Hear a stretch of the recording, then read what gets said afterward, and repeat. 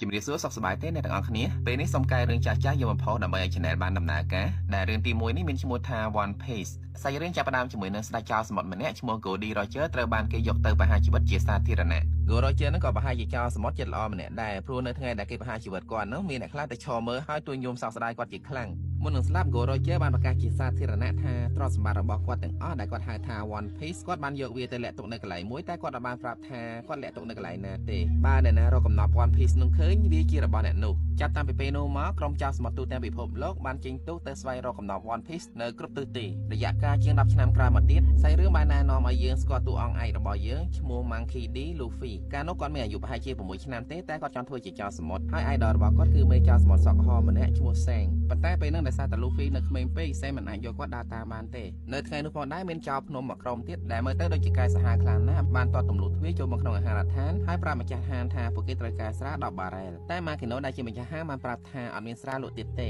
ពេលនោះ Sang ចិត្តល្អបានយកស្រាម្ដងដែលគាត់មិនទាន់បើកឲ្យទៅចៅភ្នំនោះតែចៅភ្នំនោះបានវាយបំបីដបស្រាចោលហើយចោទថា Sang មើលងាយគាត់ទោះជាយ៉ាងនេះក៏ដោយ Sang ចិត្តធ្ងន់ណាស់អត់ប្រកាន់ចៅភ្នំនោះទេហើយបែរទៅរើអំបែងដបរបស់ចោលកុំឲ្យមុតជើងគេបន្តមកចៅភ្នំបានចិត្តក៏ដកដើរកាប់ចានលើតុថែមទៀតដើម្បីឲ្យ Sang រើសហើយបាននាំពួកចាក់ចេញពីទីនោះបាត់ទៅពេលឃើញអញ្ចឹង Luffy ក៏ដោយចិត្តជំនួស Sang ខ្លាំងណាស់តែ Sang ហើយនឹងក្រុមរបស់គាត់បែរជានាំគ្នាសើចកិលទៅវិញទង្វើរបស់ពួកគេនឹងបានធ្វើឲ្យ Luffy កាន់តែក្តៅមកកម្រិតទៀតហើយបានឡើងឈរស្រែកក្តៅស្ដីឲ្យ Sang ថាជាមនុស្សកំសាកតែ Sang បានពន្យល់គាត់ថាមានមនុស្សខ្លះមិនសមឲ្យគាត់ឆ្លោះជាមួយទេពេលនោះដោយសារតែខឹងជាមួយ Sang ពេក Luffy បានទៅយកផ្លែឈើរបស់ Sang ដែល Sang ដាក់ចោលនៅលើតុយកមកញ៉ាំពេលឃើញអញ្ចឹង Sang មានការភ្ញាក់ផ្អើលហើយនឹងព្រួយបារម្ភពី Luffy ខ្លាំងណាស់ព្រោះផ្លែឈើដែល Luffy ទុំញ៉ាំហ្នឹងមិនមែនផ្លែឈើធម្មតាទេគេហៅវាថា Gam Fruit វាធ្វើឲ្យខ្លួនរបស់ Luffy យឺតដូចកៅស៊ូអញ្ចឹងហើយ Luffy នឹងអត់ចេះហែលទឹកអស់មួយជីវិតបន្តមកមិនយូរប៉ុន្មានស្រាប់តែមានហេតុការណ៍មួយបានកើតឡើងគឺ Luffy ត្រូវបានក្រុមចៅភ្នំចាប់ធ្វើបាបដោយសារតែគាត់ទៅទាមទារឲ្យក្រុមចៅភ្នំនឹងសុំទោស Sang ហើយពេលនោះ Sang ក៏បានទៅដល់ទីនោះផងដែរដែលនៅលើកនេះជាផុតពីការប៉ះទង្គិចគ្នាទេ